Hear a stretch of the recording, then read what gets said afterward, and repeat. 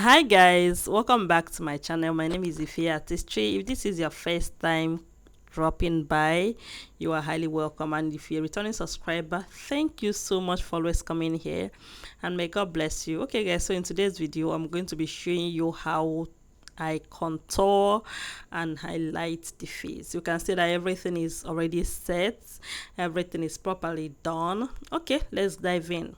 Okay, so I'm going to be highlighting the face with my Yanga Beauty Concealer in the shade 1, and equally my Kevin O'Quine Concealer in the shade X11.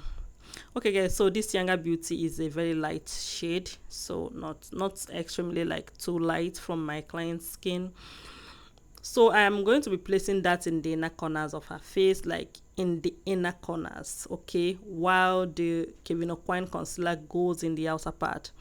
The reason why I'm going to be placing the Kevin O'Quine in the outer part is because Kevin O'Quine is darker than the Younger Beauty, and of course is closer to her foundation. So you would want to place the concealer that is closer to her foundation. It will be easily blended into the foundation rather than going like outer with something that is too light, because if you place something that is too light in the outer part, I believe you me, is not going to easily blend into her foundation, and you don't want any harsh line. Remember, I always say this every time, make sure that there is no harsh lines on your face before you begin to set with your powder. So every creamy or like every creamy product that you place on the face must be well blended together, even though like everything should be emphasized on the highlights, the contour and the blush.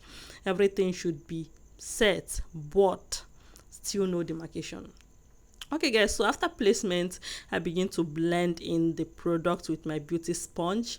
So one thing that you would want to know or want to do for blending in products is to blend in your products with a damp beauty blender. Okay, so a lot of people use different products, different technique and different ways to blend in their products, but for me I have been using beauty blenders to do that, and I'm not going to stop. Okay guys, so after that I'm going to be contouring the face. I'm using the Avon Cosmetics foundation in the shades 030 and 020. I mix the two shades together, so I mix them together to get my client's exact contour shade. So it's just a shade or two shades darker than her body, so than her like skin tone or skin, color or anything. So I place that on her cheeks. I use that to contour her cheeks and equally her forehead.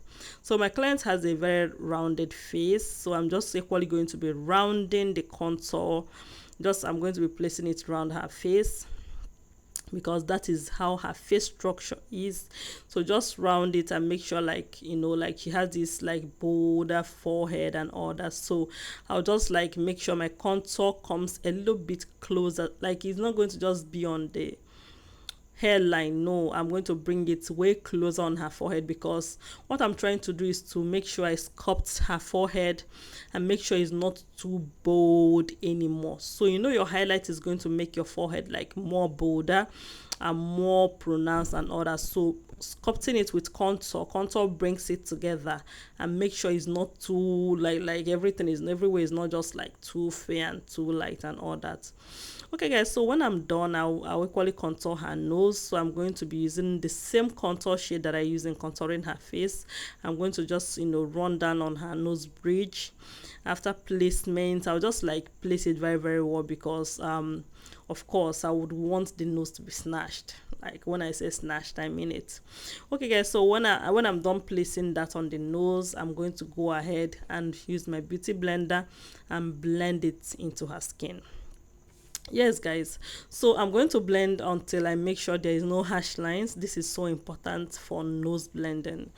Okay guys, so when I'm done with that, I'm going to go ahead and place her blush. I'm going to be using, of course, my lip stains, Bisham Ageless Cosmetics lip stain, and what is it called, Milani lip stain.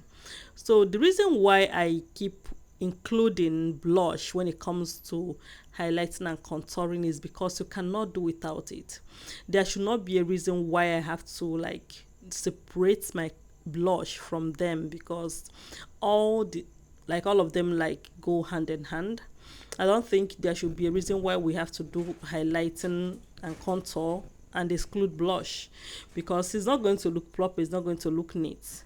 Blush has a, not only that it brightens, or sorry, it adds this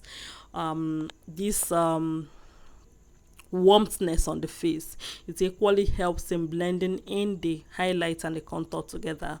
It just adds that as their transition and all that.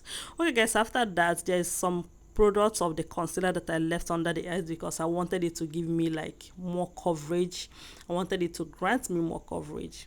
So I begin to blend it in. When I was done blending in my contour and my highlights and everything, I just go ahead and blend everything, and at this point everything is intact. I have properly blended my contour, my blush, and my concealer. Okay guys, so yeah, this is it. At this point I am done doing everything, and this is the end result. Okay guys, so please do not forget to subscribe to my YouTube channel, put on your post notifications, like and share my videos, for I'm going to be dropping more content for you guys. I'm going to see you next time. Love you and bye.